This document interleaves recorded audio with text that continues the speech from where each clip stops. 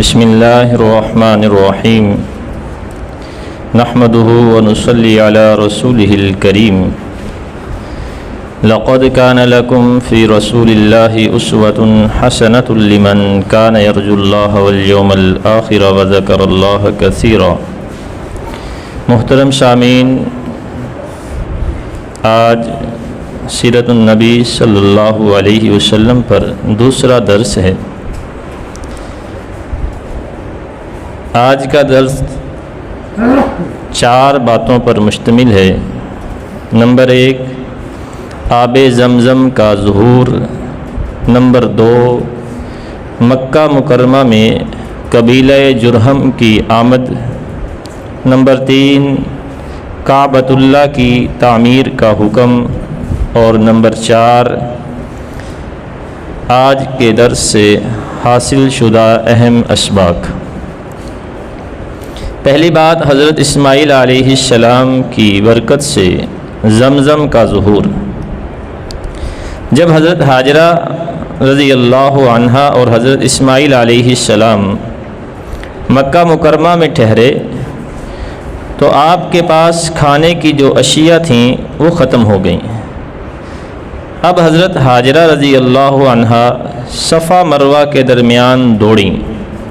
اللہ تعالیٰ کو ان کا یہ دوڑنا اتنا پسند آیا کہ سعی یعنی عمرہ اور حج میں اس کو واجب کر دیا گیا۔ قیامت تک کے لیے اسے شعائر اللہ قرار دیا گیا۔ ارشاد فرمایا، ان الصفا والمروۃ من شعائر اللہ فمن حج البیت او اعتمر فلا جناح علیہ ان یطوف بہما ومن تطوع خیرا فإن اللہ شاکر علیم۔ ترجمہ، بے شک کوہ صفا اور مروہ اللہ کی نشانیوں میں سے ہیں، تو جو شخص خانہ کعبہ کا حج یا عمرہ کرے اس پر کچھ گناہ نہیں کہ دونوں کے درمیان چکر لگائے، بلکہ یہ ایک نیک کام ہے، اور جو کوئی نیک کام کرے تو اللہ تعالی قدردان ہے۔ آب زمزم کی فضیلت۔ اللہ تعالیٰ نے حضرت جبرائیل علیہ السلام کو حکم دیا کہ جس جگہ حضرت اسماعیل علیہ السلام کے پاؤں مبارک ہیں اسی جگہ پر جا کر پر ماریں۔ تو یہاں آ کر حضرت جبرائیل علیہ السلام نے اپنا پر مارا اور یہاں سے زمزم کا پانی نکل آیا۔ یہ زمزم کا پانی، اس میں کئی نعمتیں شامل ہو گئیں۔ پہلا، حضرت جبرائیل علیہ السلام کا پر وہ مبارک۔ دوسرا، حضرت اسماعیل علیہ السلام کے پاؤں وہ بھی مبارک۔ اور تیسرا، حضرت حضور صلی اللہ علیہ وسلم کا لعاب مبارک۔ اور حضرت ابن عباس رضی اللہ عنہما سے روایت ہے کہ رسول اللہ صلی اللہ علیہ وسلم نے فرمایا، آب زمزم جس مقصد کے لیے پیا جائے وہ حاصل ہو جاتا ہے۔ اگر تم حصول شفا کے لیے پیو گے تو اللہ تعالی شفا عطا فرمائے گا۔ اگر تم بھوک مٹانے کے لیے پیو گے تو اللہ تعالی تمہاری بھوک ختم کر دے گا۔ اگر پیاس بجھانے کے لیے پیو گے تو اللہ تعالی پیاس بجھا دے گا۔ یہ حضرت جبرائیل علیہ السلام کی ایڑی یا پر کی ضرب کے ساتھ نمودار ہوا، اور اللہ تعالیٰ کی جانب سے حضرت اسماعیل علیہ السلام کی سیرابی کا سامان تھا۔ دوسری بات، مکہ مکرمہ میں سب سے پہلے آباد ہونے والا قبیلہ جرہم۔ اب اتفاق یہ ہوا کہ ان کے علاقوں میں ایک سد معارب تھی۔ سد کہتے ہیں بند کو، جیسے بڑا بند ہوتا ہے آج کے زمانے میں ڈیم، بند باندھ کر لوگ پانی کو روکتے تھے۔ لیکن اتفاق سے یہ جو بند تھا اس زمانے میں ٹوٹ گیا۔ جب بند ٹوٹ گیا تو پانی پھیل گیا، جس کی وجہ سے پانی ختم ہو گیا۔ تو اب یمن کے جو قبائل تھے جہاں پر بند تھا وہ نکلے مختلف علاقوں میں آباد ہونے کے لیے۔ وہاں سے چلتے چلتے قبائل آئے کہ پانی ڈھونڈیں، کسی ایسی جگہ ہم جائیں جہاں ہمیں پانی ملے، جہاں ہم رہائش اختیار کر سکیں، کیونکہ انسان کی زندگی پانی کے ساتھ ہے، اگر پانی نہیں تو انسان کی زندگی نہیں۔ تو پانی ڈھونڈتے ڈھونڈتے قبیلہ جرہم مکہ پہنچا۔ یہ یمن کا قبیلہ تھا اور یہ عرب تھے۔ بنو جرہم جو تھے یہ تو خالص عرب تھے، کیونکہ یہ تو یمن سے تھے، اور قبیلہ جرہم جب پانی تلاش کرتے کرتے مکہ مکرمہ کے قریب آیا تو دیکھا کہ کچھ پرندے اڑ رہے ہیں، اور یہ قاعدہ ہے کہ جہاں پر پرندے ہوتے ہیں وہاں پر پانی بھی ہوتا ہے۔ ان کو بھی یہ احساس ہوا کہ یہاں پر کوئی پانی ہے، تو انہوں نے آپس میں مشورہ کیا اور جہاں پرندے اڑ رہے تھے وہاں گئے۔ تو وہاں آ کر انہوں نے دیکھا کہ پانی کا ایک بڑا چشمہ ہے۔ حضرت ہاجرہ رضی اللہ عنہا بیٹھی ہیں اور ساتھ ایک بچہ ہے۔ وہ سارا قبیلہ وہاں پہنچ گیا۔ اس زمانے میں ان کے اندر اخلاق تھا، لیکن باوجود اس کے کہ عرب میں قتل، لڑائی، یہ سب چیزیں بھی عام تھیں، لیکن پھر بھی کچھ ضوابط تھے، کچھ اصول تھے۔ وہ جب آئے تو انہوں نے حضرت ہاجرہ رضی اللہ عنہا سے کہا کہ ہم پانی کی تلاش میں یمن سے نکلے ہیں، آپ خود اندازہ کریں کہ یمن سے چلتے چلتے ہم مکہ پہنچے ہیں اور یہاں ایک چشمہ ہے، آپ ہمیں اگر اجازت دیں کہ ہم اس چشمے کے قریب رک جائیں تو آپ کی بڑی مہربانی ہوگی۔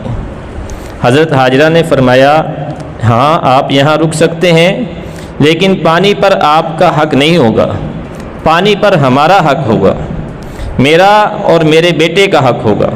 پانی آپ لے سکتے ہیں لیکن یہ کنواں آپ کی ملکیت نہیں سمجھا جائے گا۔ انہوں نے کہا ٹھیک ہے۔ اور ایک روایت تاریخ میں یہ بھی آتی ہے کہ حضرت ہاجرہ نے کہا کہ اس کا آپ ہمیں کچھ معاوضہ بھی دیں گے، آپ پانی کا فائدہ جو اٹھائیں گے۔ انہوں نے کہا ہم وہ بھی دیں گے۔ پھر وہ قبیلہ یہاں آباد ہو گیا۔ جرہم قبیلے کی آبادی کے بعد حضرت اسماعیل علیہ السلام جوان ہوئے تو ان کی شادی بھی جرہم قبیلے سے ہوئی۔ حضرت اسماعیل علیہ السلام نے عربی زبان قبیلہ جرہم سے سیکھی، اس لیے آپ عرب مستعربہ کہلائے، کیونکہ آپ کی اپنی زبان مبارک عربی نہیں تھی۔ تیسری بات، کعبۃ اللہ کی تعمیر کا حکم۔ حضرت اسماعیل علیہ السلام کی عمر مبارک جب 16 سال کی ہوئی تو اللہ تعالیٰ نے حضرت ابراہیم علیہ السلام کو تعمیر کعبہ کا حکم دیا۔ حضرت ابراہیم علیہ السلام نے کعبۃ اللہ کی بنیاد اللہ تعالیٰ کے حکم سے رکھی، اور انہی جگہ پر بنیاد رکھی جہاں پر حضرت آدم علیہ السلام نے اللہ تعالیٰ کے حکم سے رکھی تھی۔ تاریخ میں بھی آتا ہے کہ حضرت ابراہیم علیہ السلام نے پوچھا کہ اے اللہ، آپ کا حکم ہے کہ کعبۃ اللہ یعنی میرے گھر کی تعمیر کرو، لیکن مجھے معلوم نہیں کہ کعبۃ اللہ کا طول کتنا ہو، یعنی لمبائی کتنی ہو، چوڑائی کتنی ہو، دیواریں کہاں پر ہوں۔ تو اس موقع پر حضرت ابراہیم علیہ السلام سے دریافت کیا گیا کہ کعبۃ اللہ کی تعمیر کہاں کرنی ہے، تو اللہ تعالیٰ نے حکم دیا کہ ہم آسمان پر بادل کا ایک ٹکڑا بھیجتے ہیں، جہاں جہاں بادل کا سایہ ہو سمجھ لو کہ یہ جگہ کعبہ کی ہے، اور جہاں جہاں سایہ نہیں ہوگا تو وہ جگہ کعبہ کی نہیں ہے، اسی جگہ تم نشان لگا لو۔ تو کعبۃ اللہ کی جگہ پر ایک سایہ جیسا ایک سائباں کھڑا ہو جاتا۔ وہ حضرت ابراہیم علیہ السلام اور حضرت اسماعیل علیہ السلام نے کعبۃ اللہ کی بنیادوں کے نشان لگائے اور انہی بنیادوں پر کعبۃ اللہ کی تعمیر کی۔ اللہ تعالیٰ نے اس کا ذکر قرآن کریم میں ان الفاظ سے فرمایا وَإِذْ يَرْفَعُ إِبْرَاهِيمُ الْقَوَاعِدَ مِنَ الْبَيْتِ وَإِسْمَاعِيلُ رَبَّنَا تَقَبَّلْ مِنَّا إِنَّكَ أَنْتَ السَّمِيعُ الْعَلِيمُ۔ اور جب ابراہیم اور اسماعیل بیت اللہ کی بنیادیں اونچی کر رہے تھے تو دعا کر رہے تھے کہ اے ہمارے پروردگار ہم سے یہ خدمت قبول فرما، بے شک تو سننے والا جاننے والا ہے۔ حضرت ابراہیم علیہ السلام کے ساتھ تعمیر کعبہ میں حضرت اسماعیل علیہ السلام مدد کر رہے تھے، اور حضرت اسماعیل علیہ السلام تعمیر کرتے ہوئے یہ دعا کر رہے تھے، ربنا تقبل منا، ہمارے رب اسے قبول فرما۔ مقام ابراہیم پر کھڑے ہو کر یہ ساری تعمیر کی گئی، آج بھی وہ پتھر موجود ہے۔ اللہ تعالیٰ نے اس پتھر کو حضرت ابراہیم علیہ السلام کے حکم کے تابع کر دیا تھا، وہ پتھر ان کے لیے لفٹ کا کام دے رہا تھا۔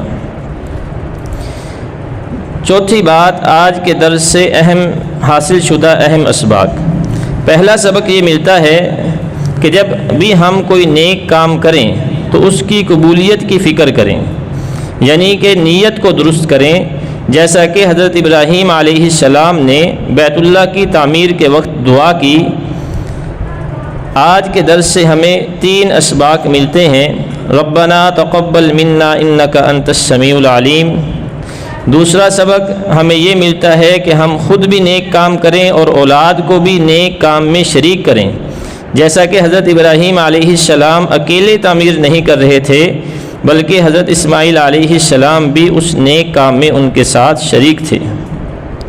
اور تیسرا سبق ہمیں یہ ملتا ہے کہ جب ابراہیم علیہ السلام نے بیت اللہ کی تعمیر کی اور حج بیت اللہ کا اعلان کیا، اور حج بیت اللہ جو حضرت ابراہیم علیہ السلام کی سنت ہے اور ہمارا دینی فریضہ ہے، قیامت تک جاری رہے گا، اور اسی طرح آب زمزم حضرت اسماعیل علیہ السلام کی ایڑی کی برکت سے نکلا جو قیامت تک جاری و ساری رہے گا، اور صفا و مروہ کی سعی جو حضرت حاجرہ رضی اللہ تعالیٰ عنہ کی سنت ہے، یہ بھی قیامت تک جاری رہے گی۔ رسول اللہ صلی اللہ علیہ وسلم کا ارشاد مبارک ہے، جب انسان کا انتقال ہو جاتا ہے تو اس کا عمل منقطع ہو جاتا ہے، سوائے 3 صورتوں کے کہ جس میں اس کے نامہ اعمال میں نیکیاں لکھی جاتی رہتی ہیں۔ نمبر 1 صدقہ جاریہ، جیسے مسجد، مدرسہ، کنواں، ہسپتال کی تعمیر کرنا۔ نمبر 2 وہ علم جس سے فائدہ اٹھایا جا رہا ہو۔ نمبر 3 نیک اولاد دنیا میں اپنے پیچھے چھوڑے جو اس کے لیے دعا کرے۔ لہذا ہمیں تیسرا سبق یہ ملتا ہے کہ ہمیں بھی دین کا علم سیکھنے اور اس پر عمل کرنے کے ساتھ ساتھ دوسروں تک پہنچانے کی کوشش کرنی چاہیے، اور رسول اللہ صلی اللہ علیہ وسلم کی سنتیں اپنی زندگی میں زندہ کرنے کے ساتھ ساتھ دوسروں کو بھی اس کی تعلیم اور سنتوں کو دوسروں کی زندگی میں پیدا کرنے کی کوشش کرنی چاہیے تاکہ وہ بھی نیک عمل کریں۔